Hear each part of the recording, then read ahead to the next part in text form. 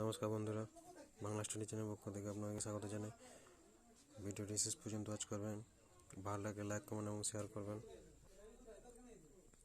আপনাদের কাছে একটা কোয়েশ্চেন তুলে ধরছি, তো এটা কীভাবে সমাধান হয়েছে দেখি। 5 × 6 × 4 120, এটাকে 10 দ্বারা ভাগ করলে হচ্ছে 12। সেম 6 × 5 × 7 210, 10 দ্বারা ভাগ করলে হচ্ছে 21, মানে তিনটে গুণ করে 10 দ্বারা ভাগ। সেম তারপরে এটা হচ্ছে 4 8 10 320, 10 দ্বারা ভাগ, 10 দ্বারা ভাগ করলে হচ্ছে 32।